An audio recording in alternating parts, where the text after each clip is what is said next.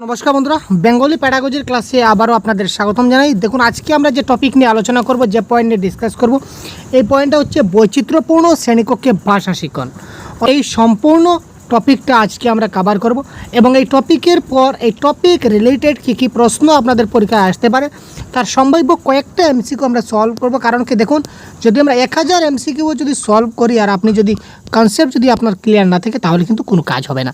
সুতরাং সর্বপ্রথমে আপনার কনসেপ্টটা ক্লিয়ার করুন, তারপর শুধুমাত্র ধারণা দেওয়ার জন্য আমরা কয়েকটা এমসিকিউ আপনাদেরকে সলভ করে দেখিয়ে দেবো। তো তার আগে বলে দিই যে আমরা এই যে আলোচনা করছি যে বই থেকে, এই বইটা আমাদের সহজ গুরুর দ্বারা তৈরি একটা বেঙ্গলি প্যাডাগজির বই।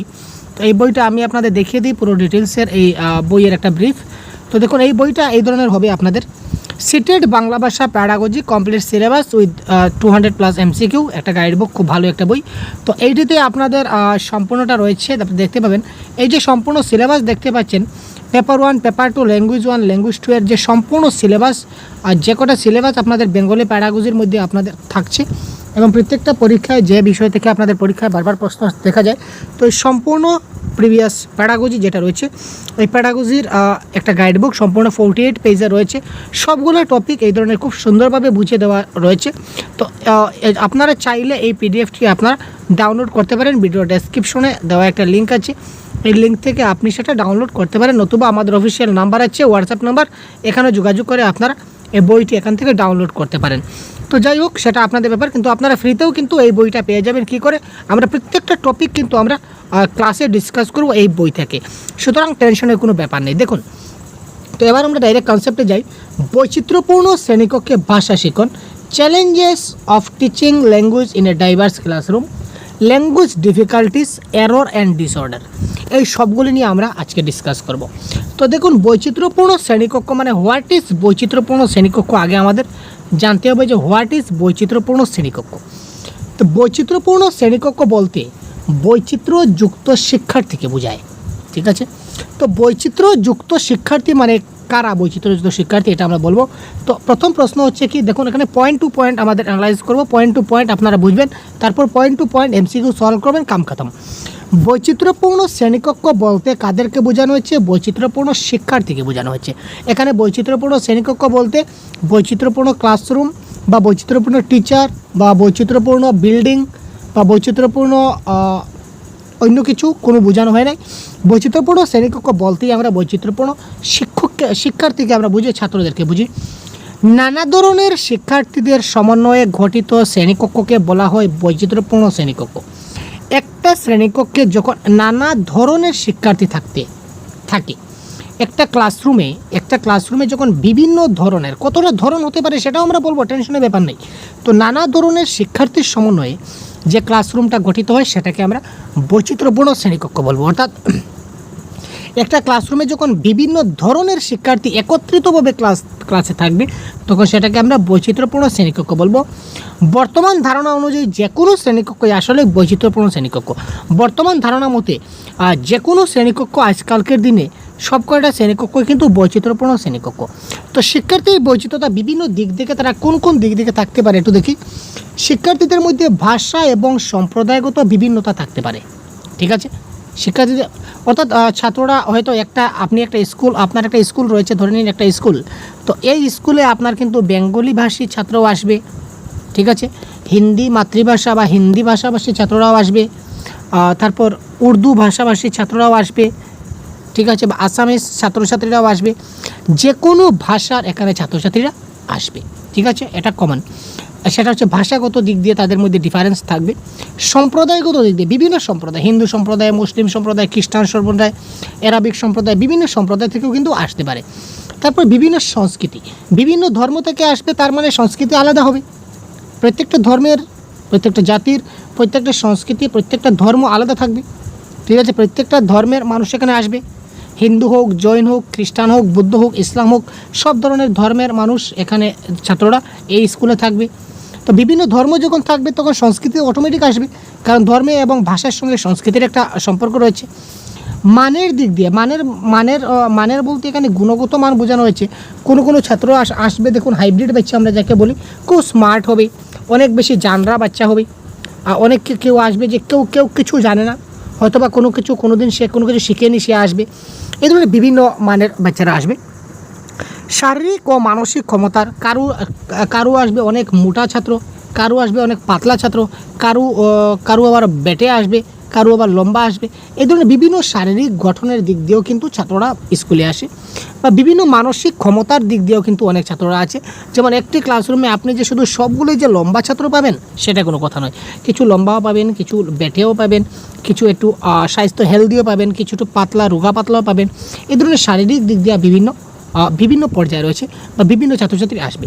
মানসিক ক্ষমতা, সবার কিন্তু মানসিক ক্ষমতা কিন্তু সমান নয়। ব্যক্তি বলতেই মানুষ মাত্রই কিন্তু ইন্ডিভিজুয়াল ডিফারেন্স একটা টপিক আছে, ব্যক্তিগত পার্থক্য। প্রত্যেক মানুষ একজন আরেকজন থেকে আলাদা, তার মানসিক ক্ষমতাও কিন্তু তার আলাদা। মানসিক ক্ষমতা আলাদা, যেমন আপনি হয়তো আজকে ক্লাস নিচ্ছেন, 20 জনের ক্লাস নিচ্ছেন, আপনি দেখবেন ক্লাসটা কন্ডাক্ট হওয়ার পর 12 জন বা 13 জন আপনার ক্লাসটা খুব ভালো করে বুঝেছে, বাকি আরও 6 জন বা 7 জন দেখবেন কোনো কিছু বুঝতে পারেনি। তার মধ্যে ধরুন এখানে 12 জনের মধ্যে দেখুন ধরেন 7 জন তারা খুব ভালো বুঝে যা বলছেন তা পারছে, আর বাকি 5 জন হয়তো বুঝতে পারবেন যে কিছু কিছু বলতে পারছে, কিছু কিছু বলতে পারছে না। এই ধরনের সিস্টেম, এটা মানসিক ক্ষমতা কিন্তু সবার সমান নয়। তো এই বৈচিত্র্যতা বা এই পার্থক্যগুলি আপনি দেখতে পাবেন, বিবিধ বৈচিত্র্যগত দিক দিয়েও তারা আসতে পারে। তো এই কয়েকটা দিক দিয়ে শিক্ষার্থীদের মধ্যে বৈচিত্র্যতা দেখা যায়। তো বৈচিত্র্যপূর্ণ শ্রেণীকক্ষে অ্যাজ এ শিক্ষকের ভূমিকা কী, এটা কিন্তু অতি গুরুত্বপূর্ণ একটা পয়েন্ট, এবং এই পয়েন্ট থেকেও কিন্তু আমাদের প্রশ্ন কিন্তু পরীক্ষায় আসে। এই জিনিসগুলো কিন্তু আমাদের খুব ভালো করে জানতে হবে, ঠিক আছে? এই জিনিসগুলো যদি আমরা না জানি তাহলে কিন্তু আমরা একটা ক্লাসরুম কন্ডাক্ট করতে পারবো না, বা আমরা পেডাগজিতে একটা ভালো নম্বর পাবো না। এই পয়েন্ট থেকে কিন্তু এখানে প্রশ্ন আসবে। শিক্ষকদের বৈচিত্র্যযুক্ত শিক্ষার্থীদের সম্মুখীন হতে হয়। আমরা যারা শিক্ষক আছি তারা কী করি, এই যে বৈচিত্র্যযুক্ত যে সকল শিক্ষার্থী আছে তাদের কিন্তু আমাদের সম্মুখীন হতে হয়। সব ছাত্রকেই কিন্তু আমাদের কী করতে হয়, সব শিক্ষার্থীদের শিক্ষাদান করতে হয়। তা একজন শিক্ষকের কেবল বিষয়গত পাণ্ডিত্য থাকলেই চলে না, বিষয়গত পাণ্ডিত্যের পাশাপাশি শিক্ষকের এমন কিছু গুণ থাকা দরকার যাতে তিনি বৈচিত্র্যপূর্ণ শ্রেণীকক্ষে শিক্ষা দেওয়ার চ্যালেঞ্জ গ্রহণ করতে পারেন। একজন শিক্ষকের কেবল যে বিষয়গত পাণ্ডিত্য মানে কি, মানে যে সাবজেক্ট, ধরে নিন আমি বাংলা পড়াচ্ছি, তো আমার কাছে ধরুন বাংলার যদি অনেক জ্ঞান থাকে, নাই ভাই আপনাদের আশীর্বাদে কিছুটা আছে, সম্পূর্ণটা নেই, তো যদিও 100% আমার কাছে যদি বাংলার জ্ঞান থাকে, তারপরেও কিন্তু আমার মধ্যে আরও কিছু গুণ থাকা দরকার রয়েছে একটা বৈচিত্র্যপূর্ণ শ্রেণীকক্ষকে কন্ট্রোল দেওয়ার জন্য, বা বৈচিত্র্যপূর্ণ শ্রেণীকক্ষে শিক্ষা দেওয়ার একটা চ্যালেঞ্জ যাতে গ্রহণ করতে পারি, সেদের অনেক কিছু গুণ আমার থাকতে হবে। তো এজ এ শিক্ষক হিসাবে কী কী গুণ আপনার থাকা দরকার এটা একটু দেখে নিন। প্রথম পয়েন্ট হচ্ছে কি, প্রত্যেক শিক্ষার্থীকে সমান মর্যাদা দান করতে হবে। সে হিন্দু ধর্ম, ইসলাম ধর্ম, তারপর জৈন ধর্ম, খ্রিস্টান ধর্ম, বৌদ্ধ ধর্ম, যে কোনো ধর্মের হোক, যে কোনো ভাষার হোক, যে কোনো জাতির হোক, যে কোনো সম্প্রদায়ের হোক, যে কোনো শারীরিক দিক দিয়ে হোক, যে কোনো মানসিক দিক দিয়ে হোক, সব শিক্ষার্থীকে এজ এ শিক্ষক কী করবেন, সমান মর্যাদা প্রমাণ করে, কারো উঁচু স্তরে কারো নিচু স্তরে দেখা চলবে না। নাম্বার 1, কোনো সম্প্রদায়, কোনো সংস্কৃতি, কোনো ধর্মীয় বিশ্বাস সম্পর্কে কোনোরূপ বিরূপ মন্তব্য করবেন না একজন শিক্ষক হিসাবে, যে ওই সম্প্রদায়টা ভালো, ওই সম্প্রদায়টা খারাপ, ওই সংস্কৃতিটা ভালো, ওই সম্প্রদায়টা খারাপ, এই ধর্মের মানুষগুলো ভালো, ওই ধর্মের মানুষগুলো খারাপ, এই ধরনের কোনো কিছু বলা চলবে না। এজ এ শিক্ষক হিসাবে আপনি কোনো ধর্ম সম্বন্ধে বিরূপ মন্তব্য করতে পারবেন না, কোনো বিরূপ মন্তব্য না করা। শিক্ষার্থীদের একান্ত ব্যক্তিগত বিষয় নিয়ে কথা না বলা। অনেক কিছু পার্সোনাল ব্যাপার মানুষের লাইফে থাকে, যেমন শিক্ষার্থীরও থাকে, তো একান্ত ব্যক্তিগত বিষয় নিয়ে তাদের কথা বলবেন না। আপনার যতটুকু প্রয়োজন সেটা বলুন, একদম তার পার্সোনাল লাইফে আপনি ঢুকতে যাবেন না। বালক বালিকা উভয়কে সবাইকে সমান সুযোগ দিতে হবে। এখানে বয়েজ এবং গার্লস, মেয়েদেরকে বেশি প্রেফারেন্স করবেন, ছেলেদেরকে কম করবেন, ছেলেদেরকে বেশি করবেন, মেয়েদেরকে কম করবেন, সেই ধরনের কখনো করা যাবে না। বালক বালিকা সবাইকে সমান সুযোগ দিতে হবে, সবাইকে সমান চোখে দেখতে হবে। শিক্ষার্থীর শারীরিক গঠন সম্বন্ধে কোনো কথা না বলা। কেউ যদি বেশি একটু মোটাসোটা হয়ে যায়, আরে তুই অনেক বেশি মোটা হয়ে গেছিস, এই ধরনের বললে সে মনে দুঃখ পাবে। বা কেউ যদি বেশি হালকা হয়, তাকে সে অনেক বেশি হালকা হয়ে গেছে, এই ধরনের মানে তার শারীরিক গঠন সম্বন্ধে কোনোরূপ বিরূপ মন্তব্য তাকে না করা। সেটা ভগবানের দেওয়া, ভগবানের দান শারীরিক গঠন, যে যার পেয়েছে সেটা তাতেই তাকে সন্তুষ্ট থাকতে দিন, আপনি সেই নিয়ে কোনো কথা বলতে যাবেন না অ্যাজ এ শিক্ষক। শিক্ষার্থীর আচরণকে সহানুভূতির সঙ্গে বিবেচনা করবেন। শিক্ষার্থী যে আচরণ করছে তাকে হুট করে আপনি কিছু বলবেন না, এটা সহানুভূতির সঙ্গে তাকে বিবেচনা করবেন। তারপর দেখুন, এই টপিকটি আলোচনা করতে আরও কয়েকটা জিনিস আমাদের জানতে হবে। এই ক্ষেত্রে ডিফিকাল্টিস অফ ল্যাঙ্গুয়েজ টপিকটাও আমরা এই ক্ষেত্রে সেরে নেব। তো ভাষার ক্ষেত্রে অনেক কিছু অসুবিধা রয়েছে। ভাষাকে কেন্দ্র করে যে কোনো অসুবিধা বা সমস্যা যদি হয়, সেটাকে আমরা ভাষার অসুবিধা বলতে পারি। যেমন কি দেখুন, শিক্ষকের মৌখিক বা লিখিত নির্দেশ সঠিকভাবে অনুসরণ করতে না পারা। শিক্ষকের মৌখিক বা লিখিত যেগুলো নির্দেশ আছে সেগুলো একজন শিক্ষক খুব ভালো করে সে অনুসরণ করতে পারে না। নাম্বার 1, সকল শিক্ষার্থী কিন্তু পারে না। কোনো গল্প বা কোনো রচনা করে বুঝতে না পারা। শিক্ষার্থীরা অনেক সময় কোনো গল্প হোক বা কোনো রচনা হোক সেটা খুব তাড়াতাড়ি খুব সহজে সেটা বুঝতে পারে না। তথ্য প্রকাশ করতে গিয়ে চিন্তাকে সংহত করতে না পারা। কিছুটা তথ্য যদি সে প্রকাশ করতে যায় তখন সে তার যেটা চিন্তাধারা সেটাকে সংহত করতে পারে না, মানে একত্রিত করতে পারে না, যে কী চিন্তা করবে সেটা সে খুব ভালো করে বুঝতে পারে না। কোনো শব্দ জিভে চলে এলো উচ্চারণ করতে না পারে। উচ্চারণের সমস্যা, ছাত্রদের অনেক সমস্যা দেখা যায়। অনেক সময় কোনো শব্দ সে উচ্চারণ করছে কিন্তু সে উচ্চারণটা প্রনাউন্সিয়েশন তার লাউডলি করতে পারছে না। নিজের বক্তব্য করার সময় শব্দের বদলে অঙ্গভঙ্গি করা। অনেক সময় দেখবেন যে অনেক শিক্ষার্থী কোনো একটা কিছু বলতে চাইছে কিন্তু সে মুখে বলতে পারছে না, সে আপনাকে অঙ্গভঙ্গির মাধ্যমে বোঝানোর চেষ্টা করছে। এটাও কিন্তু তার একটা ভাষাগত সমস্যা। জানা সত্ত্বেও সঠিক বিবরণ দিতে পারছে না। আপনি যদি বলেন তুমি বুঝেছো, হ্যাঁ আমি বুঝেছি, আসলে শিশুটা কিন্তু কি বুঝেছে, সত্যি বুঝেছে। আপনি একটা টপিক তাকে বুঝালেন, বোঝানোর পর তাকে বলেন তুমি কি সত্যি বুঝেছো, হ্যাঁ বলবে হ্যাঁ স্যার বুঝেছি, তো আসলে কিন্তু সে বুঝেছে। এবার যদি আপনি বলুন যে তুমি কী বুঝেছো বলো তো, কিন্তু তখন কিন্তু সে বলতে পারবে না। এটাও কিন্তু তার একটা ভাষাগত সমস্যা। এটাকে বলা হয় জানা সত্ত্বেও সঠিক উত্তর দিতে না পারা। সংক্ষিপ্ত বিবরণ দিতে না পারা, কোনো কিছু সংক্ষিপ্ত বিবরণ সে দিতে পারছে না। শ্রবণ, কথন, পঠন, লিখন এবং বানান সংক্রান্ত অসুবিধা, এটা মোস্ট ইম্পর্ট্যান্ট। LSRW এবং বানান এই সব ধরনের সমস্যা থাকতে পারে, এটা আমরা কমন ব্যাপার। শব্দের পুনরাবৃত্তি করা, একটা কথা যখন বলবে তখন সে একটি শব্দকে বারবার ব্যবহৃত করবে। যেমন আমি একটা লাইন এখানে পড়ে দেখাচ্ছি, এই যে 3 নম্বর লাইনটাকে আমি একটু পড়ে দেখাচ্ছি, শব্দের পুনরাবৃত্তি কিভাবে করা হয়। তথ্য তথ্য প্রকাশ করতে গিয়ে চিন্তাকে সংহত করতে না পারা। এই ধরনের অনেক সময় কিন্তু শিক্ষার্থীদের পড়তে দেখা যায়, ঠিক আছে। এটাও কিন্তু তার একটা ভাষাগত সমস্যা। ইট ইজ নোন এজ শব্দের পুনরাবৃত্তি করা। আর ভুল উচ্চারণ করা, অনেক সময় তারা কী করে ভুল উচ্চারণ করে, ঠিক আছে, সেটা আপনারা জানেন অবশ্যই। তারপর দেখুন ডিসঅর্ডার অফ ল্যাঙ্গুয়েজ, ভাষার যেটা সমস্যা রয়েছে, ভাষার যেটা অসুবিধা, ল্যাঙ্গুয়েজ ডিসঅর্ডার। তো ল্যাঙ্গুয়েজ ডিসঅর্ডারকে প্রধানত দুটা ভাগে ভাগ করা হয়েছে, 2 টাইপস, দুটা ভাগে। এক নম্বর হচ্ছে প্রকাশমূলক অসঙ্গতি, আরেকটা হচ্ছে গ্রহণমূলক অসঙ্গতি। এক্সপ্রেসিভ ডিসঅর্ডার আর একটা হচ্ছে রিসেপটিভ ডিসঅর্ডার। তো রিসেপটিভ স্কিল কি, প্রোডাক্টিভ স্কিল কি, এক্সপ্রেসিভ স্কিল কি, এগুলো আমরা আগের ক্লাসে বলে দিয়েছি ল্যাঙ্গুয়েজ লার্নিং এবং অ্যাকুইজিশনে। সেটা আপনারা যদি দেখে না থাকেন অবশ্যই দেখে নেবেন, বা ল্যাঙ্গুয়েজ স্কিল ক্লাসেও সেটা দেখাচ্ছি। তো প্রকাশমূলক অসঙ্গতি মানে কি? এক্সপ্রেসিভ ডিসঅর্ডার, শিক্ষার্থীর প্রকাশ করার অক্ষমতাকে প্রকাশমূলক অসঙ্গতি বলে। ভেরি সিম্পল থিং ভাই, শিক্ষার্থী যেটা প্রকাশ করতে পারছে না। প্রশ্ন আসতে পারে এখান থেকে নিচের যে কোনো একটা উদাহরণ দিয়ে তুলে ধরবে যে এই সমস্যাটা তার কী ধরনের অসঙ্গতি। প্রকাশমূলক, গ্রহণমূলক বলে আরও 2টা দিয়ে দেবে, বা উপরে কোনোটি নয় বা উপরে সবগুলি, এই ধরনের অনেকগুলো অপশন আপনারা পাবেন। এবার আমি আপনাদের দেখাতে চলেছি, আপনারা পাবেন। তো শিক্ষার্থী যে প্রকাশ করার যেটা অক্ষমতা রয়েছে, সে প্রকাশ করতে পারছে না, এটা তার একটা অক্ষমতা। এই অক্ষমতাকে আমরা কী বলবো? প্রকাশমূলক অসঙ্গতি বলবো। তো প্রকাশের ক্ষেত্রে তার কী কী সমস্যা দেখা দিতে পারে এবার আমরা একটু দেখি। কোনো বিষয় সার্থকভাবে প্রকাশ করতে না পারা, একটা বিষয় সে ভালোভাবে কী করতে পারছে না, প্রকাশ করতে পারছে না, দ্যাট ইজ কল তার প্রকাশমূলক এখানে অসঙ্গতি দেখা দিয়েছে। দীর্ঘ বাক্য ব্যবহার করতে না পারা, আলটিমেটলি সে প্রকাশ করতে পারছে না, দীর্ঘ বাক্য সে ব্যবহার করতে পারছে না।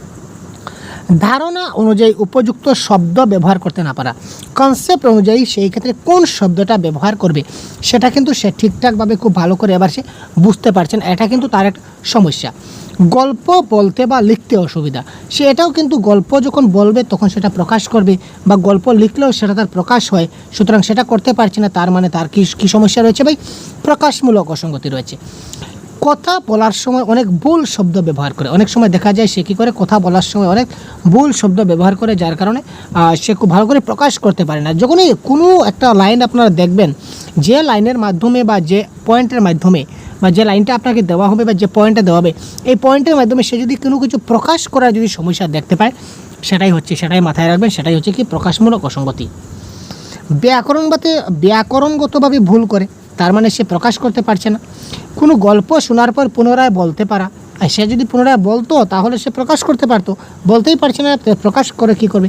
সুতরাং সেটা তার একটা সমস্যা। তারপর দেখুন গ্রহণমূলক অসঙ্গতি। গ্রহণমূলক অসঙ্গতি কি আমরা একবার দেখব।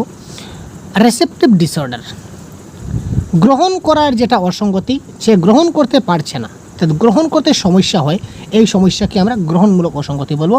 এই গ্রহণমূলক অসঙ্গতির আরেকটা নাম আছে বোধমূলক অসঙ্গতি। এমসিকিউতে পাবেন, ভালো মতো নোট ডাউন করুন। গ্রহণমূলক অসঙ্গতির আরেকটা নাম আছে, কি নাম? বোধমূলক অসঙ্গতি। এখানে সে জটিল বাক্য ভালোভাবে বুঝতে পারে না। আগেরটা ছিল কি, যে বাক্য সে বলতে পারে না বা বাক্য সে লিখতে পারে না। এবার হচ্ছে সে বুঝতে পারে না, দ্যাট ইজ কল তার রিসেপটিভ ডিসঅর্ডার। সে রিসিভ করতে পারছে না। আপনার মোবাইলে কল চলে আসছে, আপনি সেটা রিসিভ করতে পারছেন না, রিসিভ করতে অসুবিধা হচ্ছে, বা আপনি আরেকজন কোনো আপনার মোবাইলে ফোন এসেছে বা ওই অপর পাশে ব্যক্তি কী বলছে সেটা আপনি বুঝতে পারছেন না। তার মানে সে আপনাকে কি একটা রিসিভ দিতে চাইছে, আপনি সেটা রিসিভ করতে পারছেন না, that is call receptive disorder. বয়সের তুলনায় ভাষা দক্ষতা অনেক কম হওয়া। অনেক সময় দেখি যে বয়সের দক্ষতায় তার ভাষা দক্ষতাটা অনেক কম হয়। মৌখিক বা লিখিত নির্দেশ ঠিকমতো অনুসরণ করতে পারছে না, এটা হতো রিসেপটিভ ডিসঅর্ডার। গল্প বা কোনো রচনার মূল বক্তব্য বুঝে উঠতে পারে না। গল্প বা কোনো রচনার যেটা মূল বক্তব্য সেটা সে কী করতে পারে না, বুঝে উঠতে পারে না।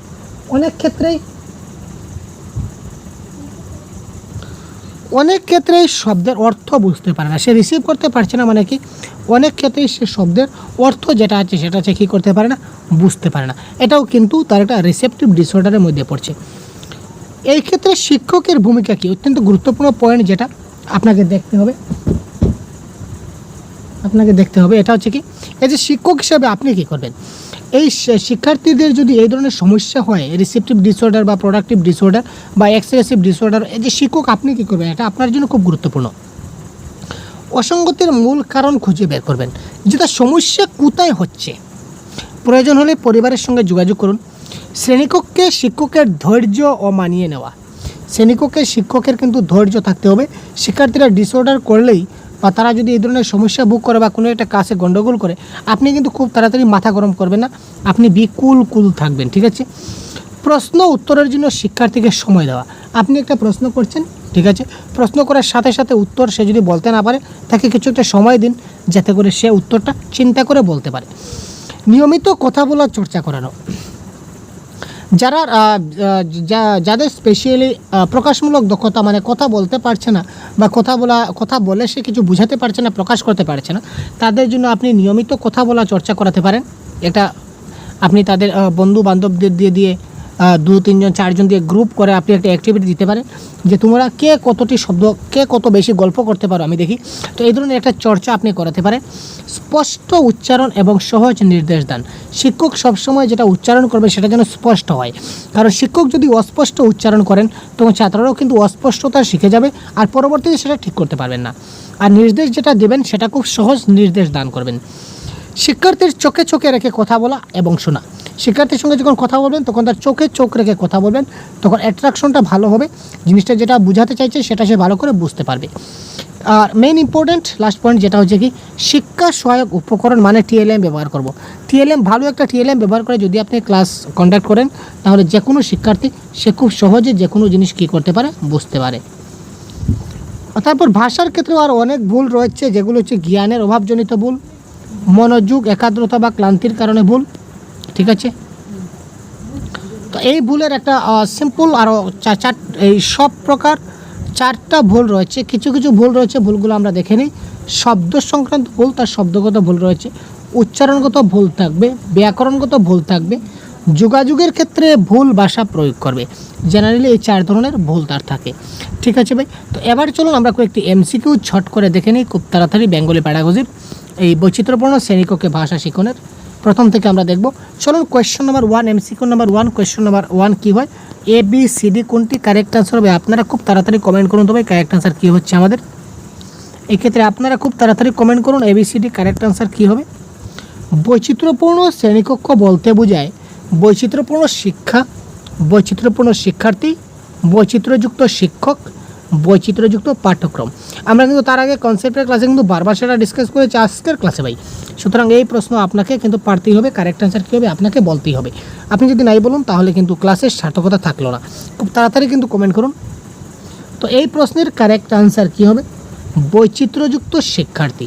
আমরা দেখুন প্রথমেই বলেছিলাম, এখানে দেখুন প্রথমেই আমরা যখন ক্লাস শুরু করেছিলাম, তো ক্লাসের শুরুতেই আমরা বলেছিলাম, কি বলেছিলাম, এখানে দেখুন বৈচিত্র্যপূর্ণ শ্রেণীকক্ষ বলতে বৈচিত্র্যযুক্ত শিক্ষার্থীকেই বোঝায়।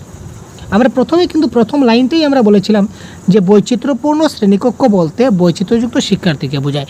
সুতরাং এই টপিকগুলো যদি আপনি খুব ভালো করে যদি অ্যানালাইজ করতে পারেন তাহলে 100% কারেক্ট, এই সবগুলো প্রশ্নের উত্তর আপনি 100% কারেক্ট করতে পারবেন। ঠিক আছে, তো নেক্সট প্রশ্ন, বৈচিত্র্যযুক্ত শ্রেণীকক্ষে একজন শিক্ষক সবাইকে সমান গুরুত্ব দেবেন, যাদের ভাষাগত অসুবিধা রয়েছে তাদের বেশি গুরুত্ব দেবেন, যারা ভাষা দক্ষতায় এগিয়ে আছে তাদের বেশি গুরুত্ব দেবেন, শিক্ষক নিজের মতো করে শিক্ষণ প্রক্রিয়া চালাবেন।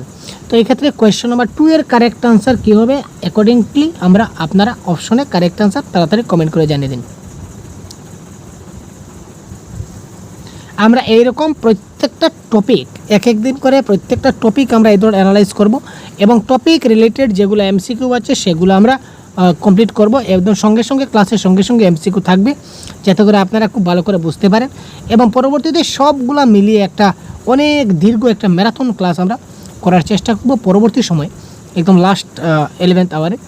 তারপর প্রিভিয়াস ইয়ার কোয়েশ্চন তো আপনারা পাবেন, মোস্ট ইম্পর্টেন্ট প্রশ্ন পাবেন, সবগুলো আপনারা পাবেন, যাতে করে বাংলা ভাষা একটা ভালো নম্বর আপনারা নিতে পারেন, এই প্রত্যাশা আমরা রাখছি। সুতরাং আপনারা একটু সাথে থাকুন, সাহায্য করুন, আমাদেরকে সাপোর্ট করুন, ভিডিওটি বন্ধুদের কাছে অবশ্যই শেয়ার করবেন। তো বৈচিত্র্যযুক্ত শ্রেণীকক্ষে একজন শিক্ষক কী করতে পারেন? কাউকে ছোট কাউকে বড় আমরা সেটা দেখাতে পারবো না, সবাইকে সমান গুরুত্ব দিতে হবে অ্যাজ এ শিক্ষক, যেটা আমরা বলেছিলাম কনসেপ্টের ক্লাসে। যেটি বৈচিত্র্যযুক্ত শ্রেণীকক্ষের বৈশিষ্ট্য নয়, এখানে দেখুন কোনটা বৈশিষ্ট্য নয় বলেছে। ভিন্ন ভাষা ভিন্ন সম্প্রদায়ভুক্ত শিক্ষার্থী, বালক শিক্ষার্থী বালিকা শিক্ষার্থী, ভিন্ন ভিন্ন বিষয়ে পারদর্শী শিক্ষার্থী, গরিব শিক্ষার্থী এবং ধনী শিক্ষার্থী। বৈচিত্র্যপূর্ণ শ্রেণীকক্ষে কত ধরনের ছাত্র পাওয়া যায় বা কি বিষয়ে ছাত্ররা এখানে রয়েছে, শ্রেণীকক্ষ বলতে কি ধরনের শিক্ষার্থী বোঝায় সেটা এখানে বলা হয়েছে।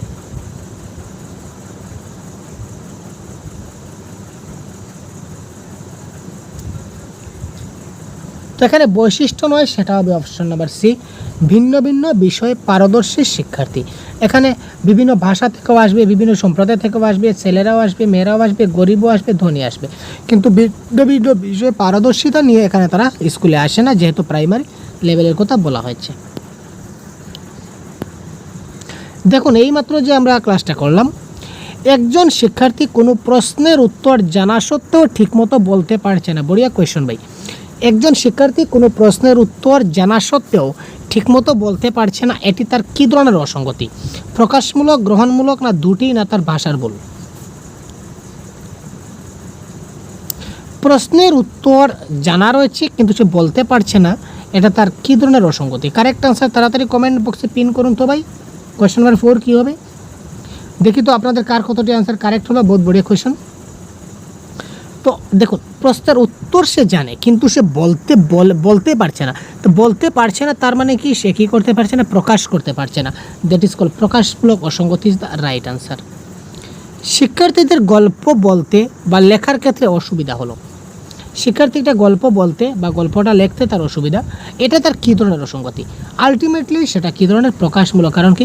গল্প বলতে পারছে না মানে প্রকাশ করতে পারছে না, বা লিখেও প্রকাশ করতে পারছে না, বলেও প্রকাশ করতে পারছে না, আলটিমেটলি প্রকাশ করতে পারছে না বা দেখাতে পারছে না, দ্যাট ইজ কল্ড প্রকাশমূলক অসঙ্গতি। ভাষার অসঙ্গতি আছে এমন শিক্ষার্থীকে শিক্ষক কী করবেন? ভাষার অসঙ্গতি রয়েছে এমন শিক্ষার্থীকে শিক্ষক কী করবেন? সবসময় সহজ এবং স্পষ্ট নির্দেশ দেবেন, মাঝে মাঝে একটু অস্পষ্ট নির্দেশ দেবেন, সবসময় অস্পষ্ট নির্দেশ দেবেন, কেবল লিখিত নির্দেশ দেবেন। কারেক্ট আনসার কী হবে? Question number 6। ভাষার অসঙ্গতি আছে এমন শিক্ষার্থীকে শিক্ষক কী করবেন? আমরা আগে বলেছিলাম ক্লাসের মধ্যে সবসময় কী করতে হবে? সহজ এবং স্পষ্ট নির্দেশ দিতে হবে, যাতে করে তাদের বুঝতে কোনো সমস্যা না হয়। গ্রহণমূলক অসঙ্গতির অপর নাম কি? দেখুন, গ্রহণমূলক অসঙ্গতির আরেকটা নাম কি আমরা একটু আগে ডিসকাস করেছিলাম। বিকাশমূলক অসঙ্গতি, বোধমূলক অসঙ্গতি, দৃষ্টিমূলক অসঙ্গতি, না জ্ঞানমূলক অসঙ্গতি? আমরা ক্লাসের উপর ডিসকাস করেছি, আমরা একটু দেখে নিই, তাও আপনাদেরকে সরাসরি ডাইরেক্ট আমরা এবার দেখে নিই। এবার দেখুন, গ্রহণমূলক অসঙ্গতিকে বোধমূলক অসঙ্গতিও বলা হয়। আমরা এইমাত্র কিন্তু ক্লাসে বলে গেছি, লাইভ আমরা দেখিয়ে দিচ্ছি আবার। তো এই ধরনের যদি কনসেপ্টের ক্লাস যদি আপনারা যদি কমপ্লিট করুন, তাহলে একটা ভালো একটা আপনি কনসেপ্ট নিয়ে যদি ধারণা কমপ্লিট হয়ে যায় তাহলে যে কোনো প্রশ্ন আপনি আসলে 100% কারেক্ট অ্যান্সার করতে পারবেন। তো দেখুন গ্রহণমূলক অসঙ্গতির অপর নাম কি আমরা দেখলাম, বোধমূলক অসঙ্গতি। তো ডিসলেক্সিয়া কি? তো dyslexia, dysgraphia, dyscalculia, dysphoria, ডিসফোবিয়া, Afajia এই সবগুলি হচ্ছে এক একটি কি শিকন অক্ষমতা। কোয়েশ্চন নাম্বার 8, এটা কারেক্ট আনসার হবে কি শিকন অক্ষমতা। ডিসলেক্সিয়া মানে যারা পড়তে পারে না, ডিসগ্রাফিয়া মানে যারা লিখতে পারে না, ডিসক্যালকুলিয়া মানে যারা ক্যালকুলেটর করতে পারে না বা ম্যাথমেটিকের সমস্যা রয়েছে, এগুলাকে ডিসক্যালকুলিয়া বলা হয়। দেখুন ডিসলেক্সিয়া, এখানে আপনারা এই পয়েন্টগুলো নোট ডাউন করুন। আর ডিসলেক্সিয়া মানে তার রিডিংগত সমস্যা যদি কোথাও থাকে, পঠনের সমস্যা ডিসলেক্সিয়া। তারপর হচ্ছে ডিসগ্রাফিয়া, আমরা কোথায় লিখি ভাই, গ্রাফ পেপারে লিখি, তো লেখা থেকে আসছে রাইটিং, তার মানে তার রাইটিংয়ের সমস্যা হলে ডিসগ্রাফিয়া।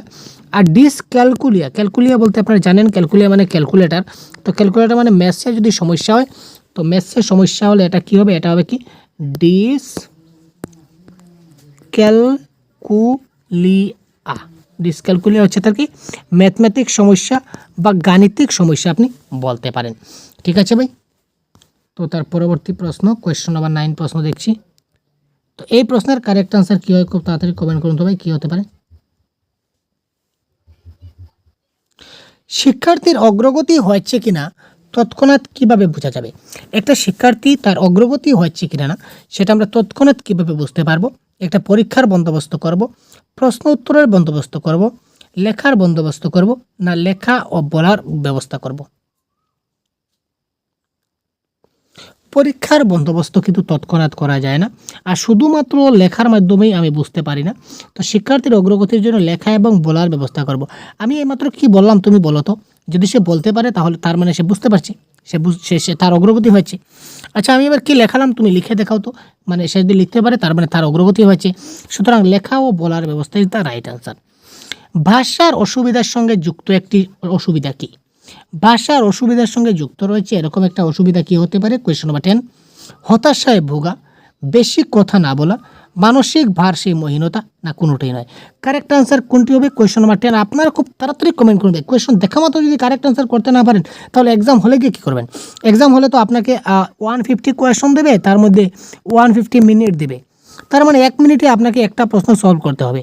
আর আপনি যদি এইরকম একটা প্রশ্ন সলভ করতে 2 মিনিট 3 মিনিট লাগিয়ে দেন তাহলে তো আর আপনি পরে যারা প্রশ্ন ছেড়ে আসবেন পরীক্ষার হলে এসে বলবেন স্যার আমার তো সময়, এইবারও আমরা দেখেছিলাম অনেক বন্ধুরা কমেন্ট করেছে যে স্যার আমি টাইমের অভাবে সবগুলো প্রশ্ন আনসার করতে পারিনি। তো তার জন্য প্র্যাকটিস ইজ মাস্ট, যত বেশি প্র্যাকটিস করবেন তত ভালো হবে। এখানে কারেক্ট আনসার হবে কি বেশি কথা না বলা ইজ দ্য রাইট আনসার। বহু ভাষা মিশ্রিত শ্রেণীকক্ষে শিক্ষক পাঠ দেবেন। একটা ক্লাসরুম, সেখানে বহু ভাষা মিশ্রিত রয়েছে, মানে অনেক ভাষাভাষী ছাত্র রয়েছে। এই ভাষায় ক্লাসরুমে শিক্ষক ছাত্রদের পড়াবেন কি করে? নিজের পছন্দ মতো ভাষায়, ইংরেজি ভাষায়, যে ভাষা তুলনামূলকভাবে সকলের বোধগম্য সে ভাষায়, না মাতৃভাষায়? কোয়েশ্চন 11 কারেক্ট আনসার কী হবে বলুন তো ভাই? এখানে যে ভাষাটা মোটামুটি সবাই বুঝতে পারে, তুলনামূলকভাবে সকলের বোধগম্য হয়, মানে সবাই যাতে যে ভাষাটা বুঝতে পারে এই ভাষায় আমি পাঠ দেবেন। আর শিক্ষক তার নিজের ইচ্ছা মতো ভাষায় যদি পাঠদান করেন ছাত্ররা কিছু বুঝলো না। ইংরেজি ভাষায় দিলে বাঙালি মিডিয়ামের ছাত্ররা বুঝবে না, আর বাংলা ভাষায় কথা বললে বাংলা ভাষা ছাড়া যে ছাত্রগুলো রয়েছে তারা বুঝবে না। তো এমন একটা ভাষা ইউজ করুন যে ভাষাটা তুলনামূলকভাবে সবাই মোটামুটি একটা বুঝতে পারে, সকলের বোধগম্য হয়, সেই ভাষায় আমাদেরকে ক্লাসরুম কন্ডাক্ট করতে হবে। আপনি যদি এমন শিক্ষার্থীদের মুখোমুখি হন যাদের ভাষা আপনি বুঝতে পারছেন না, সেক্ষেত্রে আপনি কী করবেন? বড়িয়া কোয়েশ্চন ভাই। আপনি ক্লাসরুমে গেলেন, গিয়ে আপনি এমন একটা সমস্যায় পড়লেন যে ছাত্ররা কী বলছে সেটা আপনি বুঝতে পারছেন না, এক্ষেত্রে আপনি কী করবেন? শ্রেণীকক্ষ ত্যাগ করবেন, মানে আপনি ক্লাসরুম ছেড়ে চলে যাবেন। শ্রেণীকক্ষ শিক্ষার্থীদের শ্রেণীকক্ষ ত্যাগ করতে বলবেন যে তোমাদের ভাষা আমি কিছু বুঝছি না, তোমরা ক্লাস থেকে চলে যাও। নীরব দর্শনের ভূমিকা পালন করবেন, আপনি চুপচাপ থাকবেন। আর নতুবা এমন একটা ভাষায় কথোপকথনের চেষ্টা করবেন যেটা অন্তত শিক্ষার্থীরা কিছুটা বোঝে। ইয়েস, আমাদেরকে এটা করতে হবে, অপশন নাম্বার ডি। এমন একটা ভাষায় কথোপকথনের চেষ্টা করতে হবে যাতে করে কিছুটা অন্তত শিক্ষার্থীরা বুঝতে পারে। ভিন্নভাষীর একজন শিক্ষার্থীর কাছে শিক্ষকের গ্রহণযোগ্যতা নির্ভর করে। ভিন্নভাষীর একজন শিক্ষার্থীর কাছ থেকে শিক্ষকের গ্রহণযোগ্যতা কিভাবে নির্ভর করবে? শিক্ষকের ব্যক্তিত্বের উপর, শিক্ষকের সাজসজ্জার উপর, শিক্ষকের শিক্ষার্থীর সঙ্গে ভাব বিনিময়ের প্রচেষ্টার উপর, না শিক্ষকের পাঠদানের উপর? তো এখানে শিক্ষকের গ্রহণযোগ্যতা নির্ভর করবে শিক্ষকের শিক্ষার্থীর সাথে ভাব বিনিময়ের প্রচেষ্টার উপর। নেক্সট কোয়েশ্চন নাম্বার 14 আমরা দেখি, শ্রেণীকক্ষে ভাষা ব্যবহারে ব্যাহত শিশুদের কিভাবে চিহ্নিত করা যায়? শ্রেণীকক্ষে ভাষা ব্যবহারে ব্যাহত শিশুদের, শ্রেণীকক্ষে ভাষা ব্যবহার করতে পারছে না এই সকল শিশুদের কিভাবে চিহ্নিত করা যাবে? শিশুর মুখমণ্ডলের গঠনের অস্বাভাবিকতা দেখা যায়, শিশু মাঝে মাঝে শব্দ ছেড়ে যায়, শিশুর বক্তব্য বুঝতে অসুবিধা হয়, বা উপরের সবগুলি।